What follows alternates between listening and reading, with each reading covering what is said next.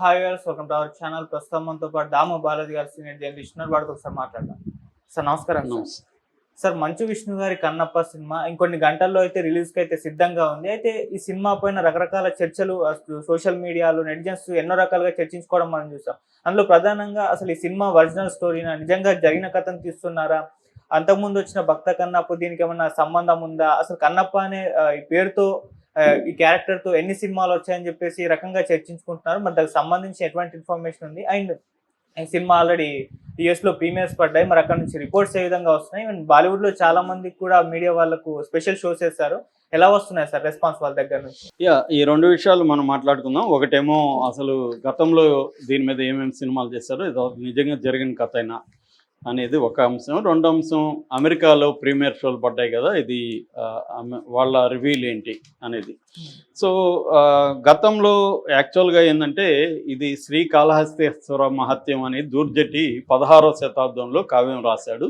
ఆ కావ్యం నుంచి మనవాళ్ళు ఎక్కువ తీసుకున్నారు. కాకపోతే ఇది ఏంటంటే అంతకు ముందే 12th సెంచరీలోనే 63 నాయకర్ల గురించి పెరియ పురాణం అని ఉంది తమిళ్లో. ఆ పెరియ పురాణంలో ఫస్ట్ భక్త కన్నప్ప గురించి చెప్పారు.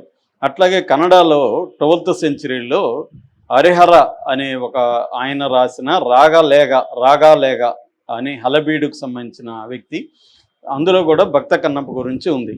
అట్లాగే 13వ సెంచరీలో బసవ పురాణం పాల్కూరికి సోమనాథుడు రాశాడు, లింగాయత్ ట్రెడిషన్లకు సంబంధించి, అందులో కూడా భక్త కన్నప్ప గురించి ఉంది. అట్లాగే 1000 స్తంభాల మీనాక్షి గుడి, మదురైలో ఉండే మీనాక్షి గుడి 1000 స్తంభాల్లో అనేక మందితో పాటు కన్నప్ప బొమ్మ కూడా ఉంది. అట్లాగే విజయనగరంలో శివాలయ మీద కొన్ని విగ్రహాలు బొమ్మలు ఉంటే అందులో భక్త కన్నప్ప కూడా ఉంది. అట్లాగే తంజావూరు మ్యూజియంలో కన్నప్ప విగ్రహం కూడా ఉంది. అట్లాగే 19th సెంచరీ అంటే 1820-25 ప్రాంతంలో ఒక పెయింటింగ్, ఉడుప్పర పెయింటింగ్లో కన్నప్ప కాలు శివుడి కంటి దగ్గర పెట్టి బాణంతో కన్నుని తీస్తున్న పెయింటింగ్ కూడా ఉంది. అంటే ఇది ఎప్పటి నుంచో వస్తున్న కథ. ఇది నిజంగా జరిగిందా లేదా ఎవరికి తెలియదు. అంటే హిస్టరీ పరంగా దీని మీద లేదు. మనకు బేసిక్గా ఇలాంటి జానపద కథలు 2 రకాలుగా ఉంటాయి. ఒకటి వీరగాథలు, 2 భక్తి గాథలు. వీరగాథలు కొన్ని ఉంటాయి, బొబ్బులి ఈ కథలని వీరగాథల కిందకు వస్తాయి. ఇదేమో భక్తి గాథ కిందకు వస్తుంది కన్నప్ప. సో ఈ కన్నప్ప అనే అతను కాళహస్తి దగ్గర, ఎందుకంటే కాళహస్తి దేవాలయం కానీ లేకపోతే అక్కడ ఉన్న వాయులింగం కానీ ఈ కన్నప్పకి సరిపోయే విధంగా ఉన్నాయి, ఈ చరిత్రకు సరిపోయే విధంగా.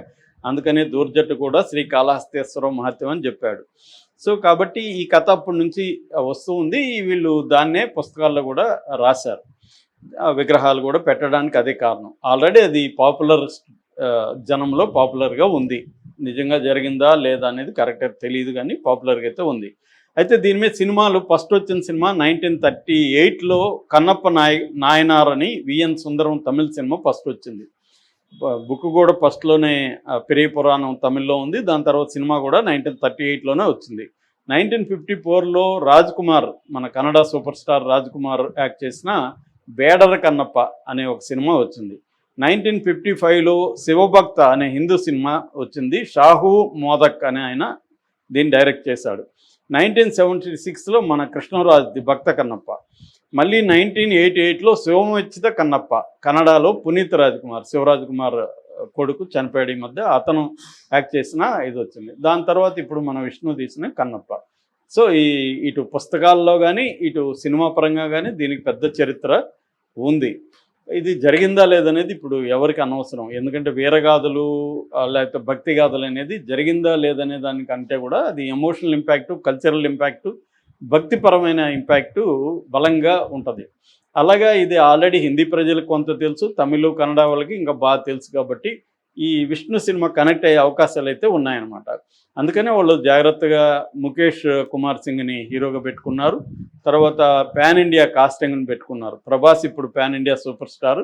అట్లాగే మోహన్ లాల్, అక్షయ్ కుమారు, కాజలు, వీళ్ళందరినీ, శరత్ కుమారు, వీళ్ళందరినీ పెట్టుకున్నారు కాస్టింగ్ పరంగా.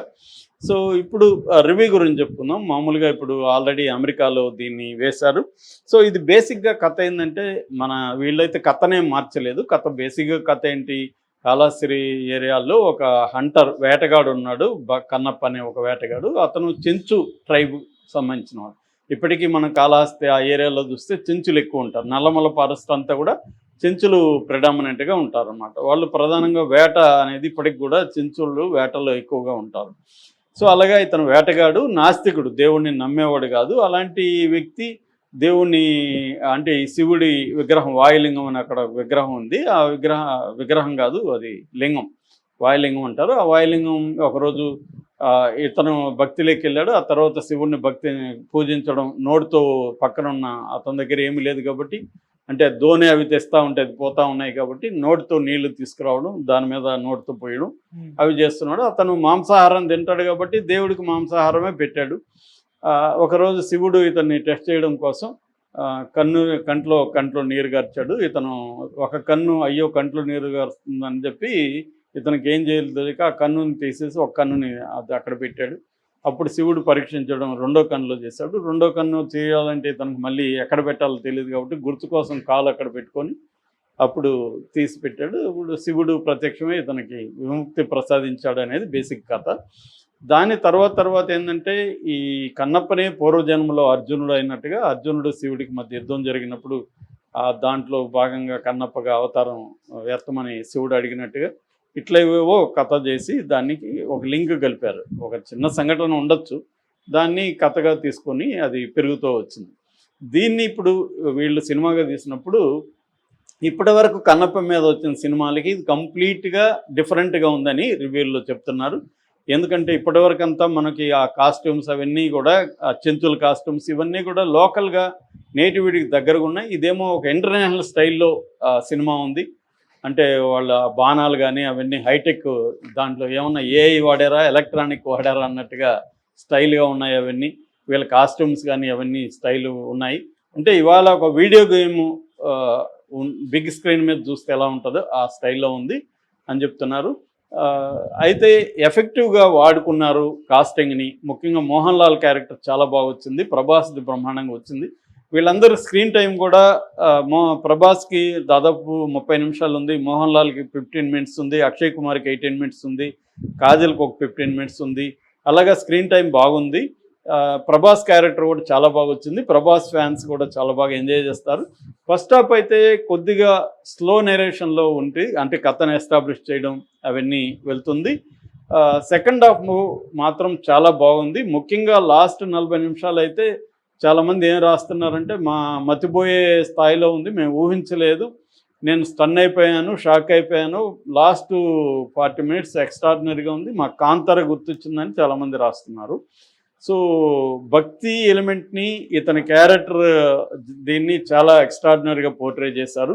విజువల్స్ చాలా ఎక్స్ట్రాడినరీగా ఉన్నాయి. కెమెరా స్టీఫన్ దేవసి చేసిన కెమెరా వర్క్ ఎక్స్ట్రాడినరీగా ఉంది. అట్లాగే మ్యూజిక్ షెల్డన్ చావ్, రివర్స్ చెప్పినాను, Sheldon Chau director of photography, ఈయన స్టీఫన్ దేవసి మ్యూజిక్. సో వీళ్ళిద్దరిది కూడా ఎక్స్ట్రాడినరీగా ఉంది. కాకపోతే కొద్దిగా కానీ ఫస్ట్ హాఫ్లో ట్రిమ్ చేస్తుంటే 3 గంటలు లేకుండా ఒక 15-20 మినిట్స్ కానీ తీసేస్తుంటే ఇంకా క్రిస్ప్గా బాగొచ్చుండేది. ఖచ్చితంగా ఇదైతే హిట్ సినిమా. ముఖ్యంగా నార్త్లో మాత్రం పెద్ద హిట్ అయ్యే అవకాశం ఉంది. వాళ్ళకి భక్తి ఎక్కుతుంది, ఈ బాగా పోర్ట్రే చేశారు భక్తిని. కానీ లాస్ట్ మాత్రం హార్ట్ టచింగ్గా ఉంది. ఎమోషనల్ పరంగా కూడా విష్ణు చాలా బాగా చేశాడు అనేది చెప్తున్నారు. ఆల్రెడీ దీన్ని రజనీకాంత్ కూడా చూసి కౌగలించుకొని చాలా బాగా చేసావు, చాలా బాగుంది సినిమా అని పెంచుకున్నారని చెప్తున్నారు. అట్లాగే హిందీలో క్రిటిక్స్కి కూడా వేశారు. వాళ్ళందరూ కూడా యునానిమస్గా సినిమా బాగుంది, ముఖ్యంగా సెకండ్ హాఫ్ ఎక్స్ట్రాడినరీ, చివరి పార్ట్ అయితే అలా థియేటర్లో కూర్చోబెడుతుంది అన్న రివ్యూ అయితే వస్తున్నాయి. ఓవరాల్గా మన ట్రైలర్ చూసినా కూడా బాగుంది. ట్రైలర్ మనకు అంటే టీజర్ అంత బాగాలేదు, నెగిటివ్ కామెంట్లు వచ్చాయి, కానీ ట్రైలర్ మీద పెద్ద నెగిటివ్ కామెంట్ రాలేదు. ట్రైలర్ గ్రిప్పింగ్గా ఉంది. దానికి ఒక కారణం ప్రభాస్ క్యారెక్టర్ను కూడా ప్రభాస్ అర్జునుడిగా చేశారని చెప్తున్నారు. సో ప్రభాస్ క్యారెక్టర్ కూడా పవర్ఫుల్గా ఉంది. అయితే దీంట్లో మైనస్ల విషయానికి వచ్చేసరికి ఒకటి లెంగ్త్